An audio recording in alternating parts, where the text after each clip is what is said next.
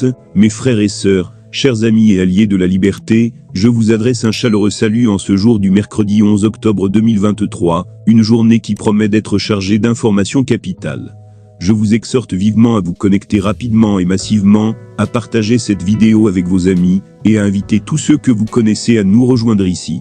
Nous avons des informations cruciales à vous communiquer, des nouvelles qui vont bouleverser la donne en Afrique, et il est de notre devoir de les partager, avec le plus grand nombre. Pour ceux d'entre vous qui ne me connaissent pas encore, je suis votre humble serviteur, et vous êtes actuellement sur la chaîne Kriyapi TV, nous, une chaîne panafricaine dédiée à la résistance et à l'information. Notre mission est de vous tenir informés de l'actualité politique en Côte d'Ivoire, en Afrique et même au-delà. Aujourd'hui, nous allons plonger au cœur de l'actualité en cours au Burkina Faso, au Niger et au Mali, des développements qui vont non seulement impacter ces pays, mais également l'ensemble de notre continent. Je vous demande donc de ne pas hésiter à partager cette vidéo massivement, à cliquer sur le pouce bleu, pour montrer votre soutien, car ce que nous avons à vous révéler, revêt une importance cruciale pour l'avenir de l'Afrique. Aujourd'hui, nous allons plonger directement, dans ce qui se passe actuellement en Côte d'Ivoire. La situation est critique, et il est temps de mener ce combat d'une manière différente. Il ne s'agit pas seulement de la Côte d'Ivoire, car la lutte pour la libération de la Côte d'Ivoire fait partie du combat panafricain. Cependant, les Ivoiriens doivent prendre les devants, car l'opposition en Côte d'Ivoire est faible, et ne répond plus à l'enjeu. Alassane Dramane Ouattara, ado, est en colère. Qu'est-ce qui se passe? Je vais vous expliquer en détail ce qui se passe en Côte d'Ivoire. Tout est en train de s'effondrer en Côte d'Ivoire. Alassane Dramane Ouattara, que certains appellent le sous-préfet numéro 1 de la France-Afrique, est en train de perdre le contrôle. La Côte d'Ivoire est le centre de ce combat, et les Ivoiriens doivent agir maintenant, car il est temps de changer la donne. Ne comptez pas sur l'opposition ivoirienne, car elle n'est pas à la hauteur. Ado a pris le dessus sur l'opposition. La révolution est en marche, le combat est engagé, et nous devons agir maintenant.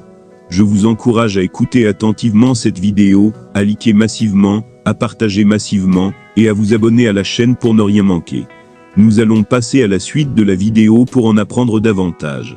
Dans cette partie de la vidéo, nous entendons un échange téléphonique entre le soi-disant pasteur et un ministre.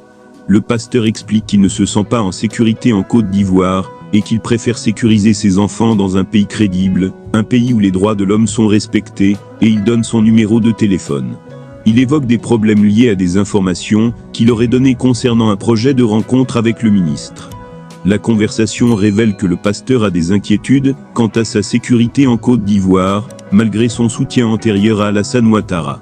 Il évoque également des problèmes avec des personnes qui semblent le trahir ou l'accuser de diverses choses. Ce dialogue montre une certaine tension et une méfiance croissante en Côte d'Ivoire. Le pasteur, qui était auparavant en faveur d'Ado, exprime désormais ses préoccupations concernant la situation politique et sécuritaire du pays. Cette conversation souligne les craintes croissantes de certains acteurs politiques et de la société civile en Côte d'Ivoire. La situation en Côte d'Ivoire est préoccupante, et il est important que les Ivoiriens se mobilisent pour résoudre les problèmes du pays. La vidéo continue avec d'autres commentaires du pasteur, exprimant ses préoccupations quant à la situation du pays. Le pasteur évoque également des rumeurs selon lesquelles certains ministres auraient accusé Ado de malversation financière. Il affirme avoir des preuves de ces allégations, mais il est également critique envers un autre pasteur, qui aurait révélé ces informations. La vidéo suggère que la situation politique en Côte d'Ivoire est de plus en plus tendue, avec des allégations de corruption et de trahison circulant parmi les acteurs politiques et religieux. Il est évident que la situation politique en Côte d'Ivoire est complexe et instable. Le pasteur conclut en disant qu'il est prêt à divulguer des informations sur les pasteurs impliqués dans des affaires d'argent. Il appelle les gens à être prudents, et à ne pas se laisser berner par de fausses informations. La vidéo se termine sur un appel à l'unité et à l'action, pour sauver la Côte d'Ivoire. En conclusion, la situation en Côte d'Ivoire semble de plus en plus complexe et instable, avec des allégations de corruption et de trahison parmi les acteurs politiques et religieux. Il est essentiel que les Ivoiriens s'unissent, pour faire face à ces défis, et pour trouver des solutions aux problèmes du pays.